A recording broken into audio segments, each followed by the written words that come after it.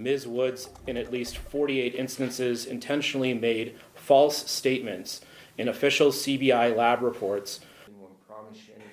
The woman who helped put hundreds of people behind bars is now a convicted felon herself. Former state DNA analyst Missy Woods took a plea deal today in Jefferson County. She pleaded guilty to 4 felonies, and as part of her deal, dozens of other charges against her were dismissed.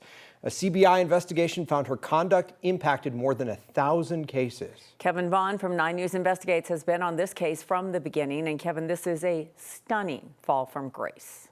Yeah, Kim and Steve, for years, Missy Woods was a prosecutorial rock star. Well-spoken and confident, she testified as an expert more than 600 times. Today, she said the words in court that will guarantee she spends time in prison. As Yvonne Missy Woods walked toward the courthouse Tuesday morning, something she'd done an untold number of times during 29 years with the Colorado Bureau of Investigation, she faced a day that would be unlike any other in her life. People versus Yvonne Woods. A day of reckoning. It was in 2023 that Woods' storied career in forensics, including testing DNA in thousands of cases, came crashing down. An intern discovered missing data, and an investigation found that she deleted DNA, falsified reports, and lied on the witness stand. Altogether, her misdeeds potentially affected more than 1,000 criminal cases. Facing 102 felony counts and the possibility of decades behind bars, she reached a deal with prosecutors. Count 1, cybercrime. How do you plead, guilty or not guilty? Guilty. She uttered that word 3 more times. To perjury. You're not guilty. Guilty. Attempting to influence a public official. Guilty. And forgery. Guilty. In providing the factual basis for the charges, prosecutor Darren Kafka laid out examples, including Woods having committed perjury in the 2014 murder trial of Ryan Hicks. Ms. Woods was asked by counsel for Mr. Hicks whether her testimony had fully disclosed all of the DNA work she had completed in this case.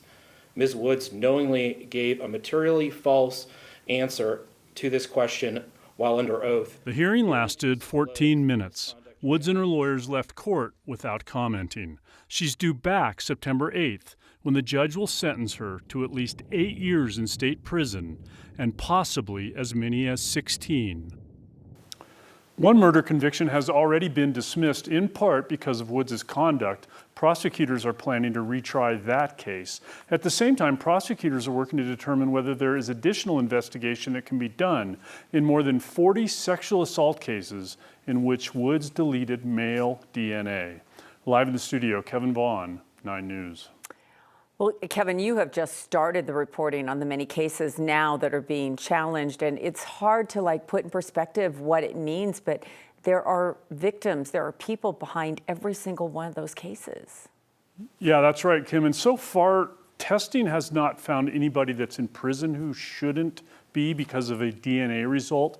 But the damage to the system and the people's belief in the system is immense. And they're not anywhere near being through reinvestigating all these cases to make sure somebody has not been wrongly convicted. Yeah, and we probably won't hear from her at all until maybe the sentencing, but it's so hard to decide what happened. If she just got sloppy, she got tired, she got rushed.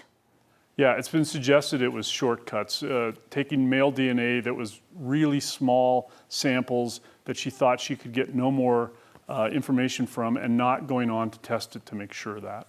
All right. Well, thank you for reporting on this. As you said, it is a big fall from grace for her. So thank you so much.